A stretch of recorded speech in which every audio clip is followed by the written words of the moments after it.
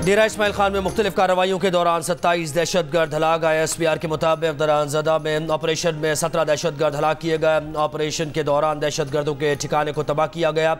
तलाशी में खुफिया इत्तलात पर ऑपरेशन में दहशतगर्दों के ठिकाने को तलाश किया। 4 दहशतगर्दों को जहन्नुम वासिल कर दिया। शदीद फायरिंग के तबादले के बाद 2 बहादुर जवान शहीद हो गए। धमाकों के नतीजों में इमारत गिर गई, जिससे मुतादिद अमवात हुई। 23 बहादुर सिपाहियों ने शहादत को गले लगाया। तमाम 6 दहशतगर्दों को जहन्नुम वासिल कर दिया। दहशतगर्दों ने बाद में खुद को हमला किया। इलाके में मौजूद दहशतगर्द को ख़त्म करने के लिए क्लियरेंस ऑपरेशंस किए जा रहे हैं। पाकिस्तान की सिक्योरिटी फोर्सेज मुल्क से दहशतगर्दी के खात्मे के लिए पुरअज़्म हैं।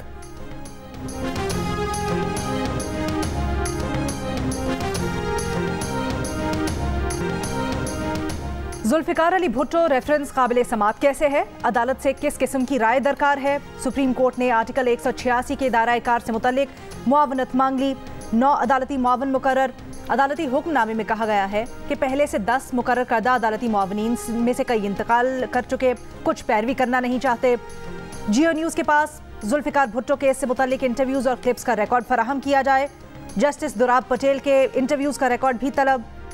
अदालत ने करार दिया कि वो रसा की जानिब से जो भी वकील करना चाहे कर सकता है। रेफरेंस की समात जनवरी के दूसरे हफ्ते तक मुलतवी। जनवरी से समात रोजाना की बुनियाद पर होगी। बिलावल भुट्टो की दरखास्त पर जुल्फ़िकार अली भुट्टो केस की समात टीवी पर बराह रास्त नशर की गई।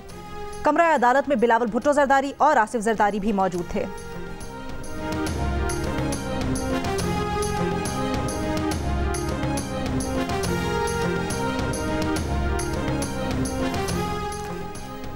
अब हम भुट्टो फैसले को छू भी नहीं सकते। फैसला बुरा था तो भी सुप्रीम कोर्ट का फैसला हतमी है, बदला नहीं जा सकता। सुप्रीम कोर्ट दूसरी नज़रसानी नहीं सुन सकती। जस्टिस मंसूर अली शाह ने रेफरेंस पर सवालात उठा दिए। कहा सुप्रीम कोर्ट भुट्टो केस में फैसला सुना चुकी और नज़रसानी भी खारिज हो चुकी। वकील फारूक एच नाइक से कहा अदालत को बताएं कि जो मामला हतमी होकर ख़त्म हो चुका है उसे दोबारा कैसे खोलें। फारूक एच नाइक ने कहा भुट्टो केस अवामी अहमियत का हामिल केस था। जस्टिस मंसूर ने कहा अवामी अहमियत का हामिल सवाल सदर ने देखना था, अदालत कानूनी सवाल देखेगी। अदालत किस कानून के तहत ये रेफरेंस चलाए?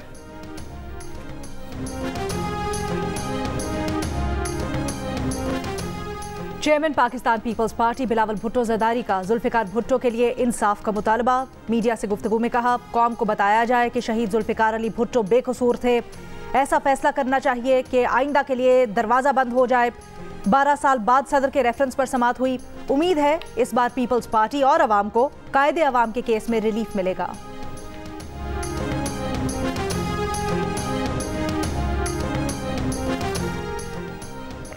इस्लामाबाद हाईकोर्ट में नवाज शरीफ की अल-अज़ीज़िया रेफरेंस में सज़ा के खिलाफ अपील और अल-अज़ीज़िया रेफरेंस में सज़ा बढ़ाने की नैब अपील पर भी समाअत। नवाज शरीफ के वकील अमजद परवेज़ ने कहा कि वो सिर्फ ज़ेर किफ़ालत के एक नुक्ते पर बात करना चाहते हैं। अदालत ने पूछा कि क्या नैब ने नवाज शरीफ के ज़ेर किफ़ालत से मुताल्लिक़ कुछ साबित किया है। अमजद परवेज़ ने जवाब दिया कि इस्तग़ाज़ा के स्टार गवाह वाजिद ज़िया ने एतराफ़ किया कि ज़ेर किफ़ालत से मुताल्लिक़ शवाहिद नहीं। हमने ट्रायल कोर्ट के सामने भी एतराज़ात उठाए थे।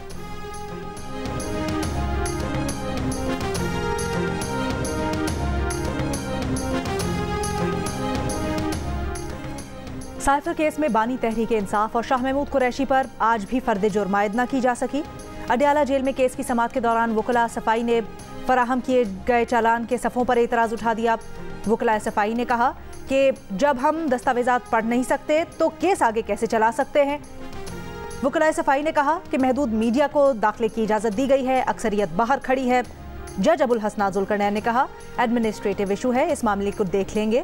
आउट ऑफ द वे जाकर रिलीफ दिया, मेरिट पर जिसका जो हक बनता है दिया जाएगा। साइफर केस में फर्द जुर्म कल आयद की जाएगी।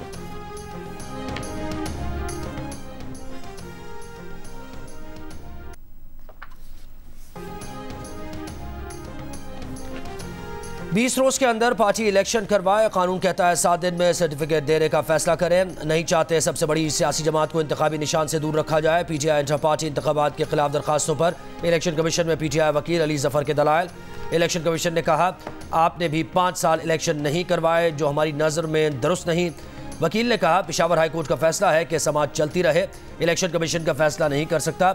इलेक्शन कमीशन ने कहा अभी कोई हतमी फैसला नहीं किया, मजीद समाज 14 दिसंबर तक मुलतवी।